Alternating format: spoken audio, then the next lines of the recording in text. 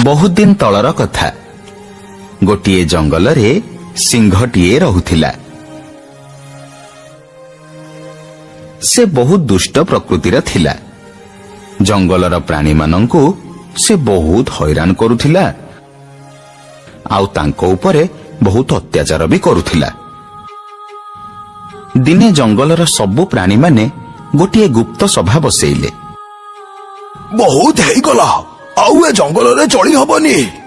ହଁ ଭାଇ, ସେ ସିଂହର ଅତ୍ୟାଚାର ଆଉ ସହି ହବନି। କାଲି ମୁଁ ଗୋଟେ ହରିଣ ଶିକାର କରି ଆଣିଥିଲି। ସେତିକି ବେଳେ ସେ ସିଂହ କୋଉଠି ଥିଲା କେଜାଣି ବୁଦା ମୂଳରୁ ବାହାରି ଆସିଲା, ଆଉ ମୋ ଶିକାର ଛଡେଇ ନେଇ ଚାଲିଗଲା। ହଁ ଭାଇ, ଆଜି ସକାଳେ ମୁଁ ଗୋଟେ ଠେକୁଆ ସହ ଖେଳୁଥିଲି। ସେତିକି ବେଳେ ସେ ସିଂହ ଆସି ପହଞ୍ଚିଲା, ଆଉ ତାକୁ ମାରିଦେଲା। ଖାଲି ସେତିକି ନୁହଁ, ଜୀବନରେ ପ୍ରଥମ ଥର ମୁଁ ଗୋଟାଏ ମଣିଷକୁ ଶିକାର କରିଥିଲି, ହେଲେ ସେ ସିଂହ ମତେ ମାରି ମୋଠୁ ତାକୁ ଛଡେଇ ଦେଇଗଲା। ତାହେଲେ ଏବେ ଆମେ କଣ କରିବା? କରିବା ଆଉ କଣ? ଆମେ ମାନେ ମିଶିକି ସେ ସିଂହକୁ ଜଙ୍ଗଲରୁ ବାହାର କରିଦବା। ହେଲେ ଆମେ କଣ ତାକୁ ତଡ଼ି ପାରିବା? ପାରିବାନି କାହିଁକି?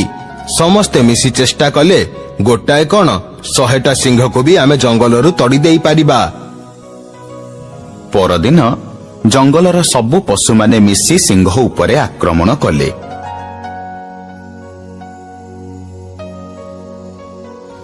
ସିଂହ ଭୟରେ ଜଙ୍ଗଲ ଛାଡ଼ି ପଳେଇଗଲା। କିଛି ବାଟ ଯିବା ପରେ ଆଉ ଗୋଟାଏ ଜଙ୍ଗଲରେ ସେ ଯାଇ ପହଞ୍ଚିଲା। ସେ ଦେଖିଲା ସେ ଜଙ୍ଗଲରେ ମରୁଡ଼ି ପଡ଼ିଛି। ସେଠି ଗୋଟିଏ ପ୍ରାଣୀ ତ ଦୂରର କଥା, ପାଣି ମୁନ୍ଦାଏ ବି ନାହିଁ। ଆରେ ଇଏ କଣ?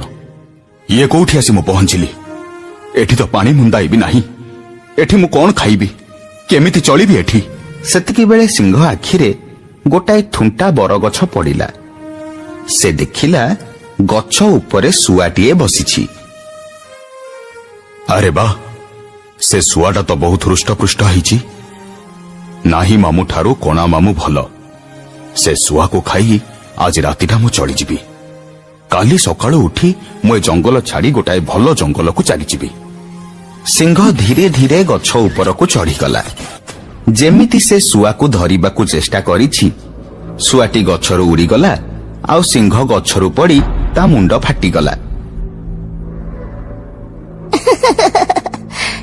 ନାକୁ ଖାଲି ମହାବଳ ସିଂହ, ତଳେ ପଡ଼ି ଫଟେଇଲ ମୁଣ୍ଡ। ପାରୁଛ ଯଦି ମାନେ ମୋ ତୁଣ୍ଡ, ପଛପଟ କୁଆରେ ଦିଶୁଛି ଛେଳି ମୁଣ୍ଡ। ହଁ, ଇଏ ତୁ କଣ କହୁଛୁ? ମୁଁ ତ କଥା କିଛି ବୁଝିପାରୁନି। ବୁଝିବୁ କେମିତି? ମୁଣ୍ଡରେ ବୁଦ୍ଧି ଥିଲେ ସିନା ମୋ କଥା ବୁଝିପାରିବୁ। ଦେଖ ଶୁଆ, ଏଗୁଡା କିଛି ଭଲ ହଉନି କହିଦେଲି। ଯାହା କହିବା କଥା ସିଧା ସିଧା କହ। ମୁଁ କାଲିଠୁ କିଛି ବି ଖାଇନି, ଏମିତିକି ପାଣି ମୁନ୍ଦାଏ ବି ପିଇନି। ମତେ ଆଉ ଏବେ ରଗାନି କହିଦଉଛି। ଆରେ ମୁଁ ତ ତତେ ତୋ ଖାଦ୍ୟର ଠିକଣା କହୁଛି, ହେଲେ ତୁ ମୂର୍ଖ ବୁଝିବୁ କୁଆଡୁ? ମାନେ? ପାରୁଛୁ ଯଦି ମାନେ ମୋ ତୁଣ୍ଡ, ପଛପଟ କୁଆରେ ଦିଶୁଛି ଛେଳି ମୁଣ୍ଡ। ମାନେ ମୋ କଥା ମାନେ, ଜଙ୍ଗଲ ପଛପଟ କୁଆରେ ଗୋଟାଏ ଛେଳି ପଡିଛି। ପାରୁଛୁ ଯଦି ଯା, ଆଉ ତାକୁ ଯାଇ ଖା। ଓ ଏଇ କଥା। ଶୁଣ, ତୋ ଭାଗ୍ୟ ଭଲ ତୁ ଆଜି ମୋ ହାତରୁ ଖସିଗଲୁ। ଆଗ ମୁଁ ଯାଇ ସେ ଛେଳିକୁ ମାରି ଖାଇବି, ତାପରେ ମୁଁ ତୋ କଥା ବୁଝିବି। ଲମ୍ବା ଦାଢିକୁ 4ଟା ଗୋଡ, ଧରିବୁ ମତେ ଗଣି ପାରିଲେ ମୋର ପର।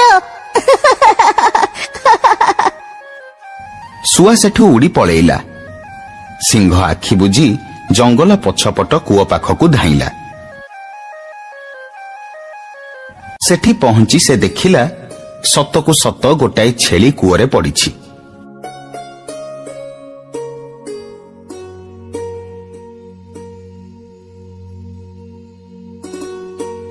ଆରେ ସତରେ ତ ଶୁଆ ତାହେଲେ ଠିକ କହୁଥିଲା। ସିଂହ ଆଉ ଆଗ ପଛ ବିଚାର ନ କରି କୂଅ ଭିତରକୁ ଡେଇଁ ପଡ଼ିଲା। କୂଅ ଭିତରେ ପହଞ୍ଚିଲା ପରେ ସିଂହ ଚାରିଆଡ଼କୁ ଚାହିଁଲା। ସେ ଯାହା ଅନୁମାନ କଲା, କୂଅଟି ବହୁତ ଗଭୀର ଆଉ ବଡ଼ ମଧ୍ୟ। ଏମିତିକି କୂଅରୁ ଉଠିବାକୁ ଚେଷ୍ଟା କଲେ ବି ସେ ଉଠିପାରିବ ନାହିଁ। ଇଏ କଣ? ସେ ଶୁଆ କଥାରେ ପଡି ମୁଁ ଫସିଗଲି ବୋଧେ। ଏବେ ଉପରକୁ ମୁଁ କେମିତି ଉଠିବି? ତମେ ଉପରକୁ ଯାଇପାରିବନି। ମୁଁ 5 ଦିନ ହେଲା ଏଇଠି ପଡିକି ଅଛି। ତୁ ଚୁପ୍ କର। ଆଜି ତତେ ମୁଁ ଏଇ କଷ୍ଟରୁ ମୁକ୍ତି ଦେଇଦେବି। ମୁଁ ଜାଣିଛି ତମେ ମତେ ମାରିକି ଖାଇଦବ, ହେଲେ ତମେ ହଉଛ ସିଂହ। ତମେ ନିଶ୍ଚୟ କୋଉ ଜଙ୍ଗଲର ରାଜା ହେଇଥିବ, ଆଉ ତମ ବିନା ତମ ଜଙ୍ଗଲ ନଷ୍ଟ ହେଇଯିବ। ତେଣୁ ମୁଁ ତମକୁ ନିଶ୍ଚୟ ରକ୍ଷା କରିବାକୁ ଚେଷ୍ଟା କରିବି।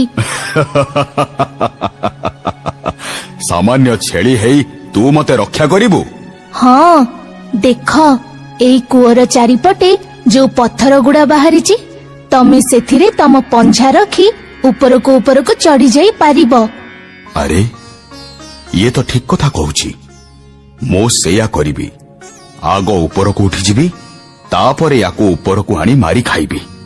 ସିଂହ ପଥର ଗୁଡାକରେ ପଞ୍ଝା ରଖି ଉପରକୁ ଉଠିଗଲା, ଆଉ ସାଙ୍ଗେ ସାଙ୍ଗେ ଗୋଟାଏ ଦଉଡ଼ା ଆଣିଲା, ଆଉ ଛେଳିକୁ ଉପରକୁ ଉଠେଇ ଆଣିଲା।